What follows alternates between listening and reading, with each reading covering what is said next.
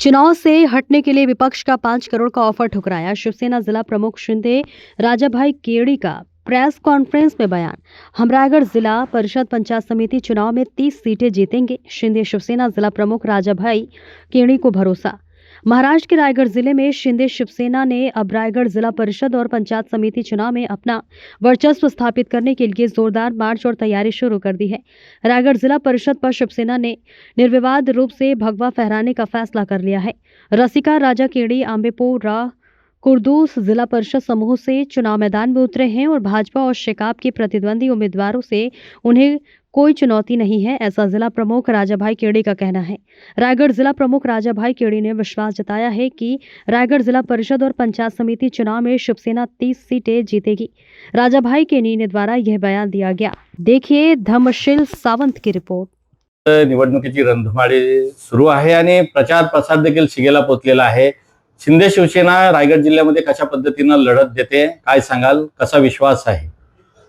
जिल्ह्यामध्ये शिवसेनाच्या नेतृत्वाखाली ज्या 59 सीट ह्या जिल्हा परिषदेच्या आहेत त्या 59 सीट पैकी 37 सीट आम्ही शिवसेना धनुष्यबाणावर लढतोय आणि पूर्ण ताकदीने लढतोय। पक्षांनी ताकद दिलेली आहे। 3 आमदार आमचे आहेत, एक मंत्री आहे, भरतशेठ गोगावले साहेब हे मंत्री आहेत, 2 आमदार आहेत आणि उपमुख्यमंत्री एकनाथजी शिंदे साहेब आम्हाला ताकद दिलेली आहे। त्यामुळे आम्ही पूर्ण ताकदीने या सर्व सीट आम्ही शिवसेनेच्या धनुष्यबाणावर लढत आहोत।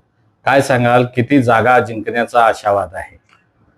हे बघा, गेल्या वेळेला शिवसेने पक्षाचा एकच आमदार होते भरतशेठ आणि आता आमचे 3 आमदार आहेत। त्यामुळे आमचा पूर्ण ताकदीने आमच्या 30 सीट 100% लागणार।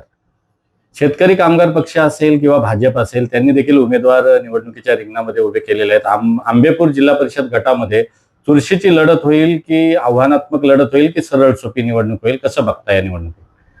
शिवसेना पक्ष याच्या अगोदर कधीही निवडणुकीला सामोरे या विभागातून गेलेली नव्हती। म्हणजे निवडणूक लढलेली पण लोकांनी कधी आम्हाला चान्स दिला नव्हता, परंतु आम्ही गेल्या 10-15 वर्ष या विभागामध्ये शिवसेना पक्ष तळागाळामध्ये पोहोचवण्याचं काम केलेलं आहे आणि इथले जे विरोधी पक्ष होते 2 टर्म ते निवडून आले होते पण कुठल्याही प्रकारचा इथे विकास केले नाही। जनतेचा रोष आहे, त्यामुळे आम्ही पूर्ण तळागाळामध्ये आदिवासी वाडी वस्तीमध्ये पोहोचलेलो आहोत आणि लोकांचा चांगला प्रतिसाद आहे। आम्ही ही निवडणूक एकतर्फी निघणार आहे, त्यामुळे निवडणुकीत आमच्या शिवसेनेचे धनुष्यबाणावर उमेदवार निवडून येतील। भाई, शेतकरी कामगार पक्ष हा बालेकिल्ला राहिलेला आहे अनेक वर्ष। आता शिवसेना या ठिकाणी आलेली आहे, भाजप देखील आलेला आहे।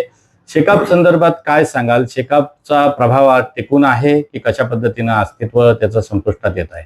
हे बघा, आता तुम्ही पूर्ण तालुक्यामध्ये बघता, जिल्ह्यामध्ये बघता, या मतदारसंघामध्ये बघता, याच्या अगोदर शेकाप पक्ष बालेकिल्ला होता, परंतु आता काही आमदार महेंद्रशेठ दळवे आमदार झाल्यानंतर प्रत्येक गावामध्ये वाडीमध्ये वस्तीमध्ये जो विकास निधी नेलेला आहे आणि विकासावर प्रभावित होऊन अनेक लोक शेकाप पक्षाची शिवसेनेमध्ये पक्षामध्ये प्रवेश केला आहे। त्यामुळे शिवसेना इथे ह्या मतदारसंघामध्ये 1 नंबरची राहिलेली आहे।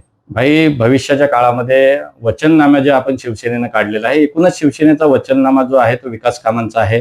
काय नेमके त्याच्यातले प्रमुख मुद्दे आहेत विकास कामांचे? 80% समाजकारण, 20% राजकारण याच्या ध्येयानेच आम्ही ह्या मतदारसंघामध्ये विकासाची गंगा आणलेली आहे आणि याच्या पुढे सुद्धा या विभागामध्ये जो बेरोजगारीचा प्रश्न आहे तो बेरोजगारीचा प्रश्न सोडवण्यासाठी या आंबेपूर जिल्हा परिषद मतदारसंघामध्ये अनेक प्रकारचे प्रकल्प आणण्याचा आम्ही प्रामाणिक प्रयत्न करणार आहोत आणि त्या प्रकल्पातून बेरोजगारीचा प्रश्न सोडवण्याचा आम्ही प्रयत्न करणार आहोत। निवडणुकीचा उमेदवारी अर्ज भरल्यानंतर उमेदवारी अर्ज मागे घेण्यासाठीच्या ज्या काही आपल्याला ऑफर आल्या होत्या, काही संधी आल्या होत्या, त्या संदर्भात चर्चा आहे, नेमकं काय तथ्य आहे त्याच्यात? निवडणुकीचा फॉर्म भरू नये इथून सुरुवात झाल्यानंतर निवडणुकीचा फॉर्म भरल्यानंतर अनेक प्रकारचा दबाव तंत्राचा वापर झाला, अनेक प्रकारचे वेगवेगळे आमिष दाखवले गेले। शेवटच्या क्षणाला मला 5 कोटीची ऑफर सुद्धा विरोधी पक्षाकडनं दिली की 5 कोटी रुपये देतो, तुम्ही फॉर्म मागे घ्या, बाकी काय असेल ते आम्ही बघतो। रसिकाताई केने असतील, मानसीताई असतील, या 2 वाघिणी जिल्हा परिषद गेल्यानंतर प्रभावशाली काम करतील असं म्हटलं जातंय, काय नेमकं सांगाल याबद्दल? नक्कीच मानसीताई दळवे यांना 2 टर्मचा अभ्यास आहे, जिल्हा परिषदेच्या प्रतोद होत्या।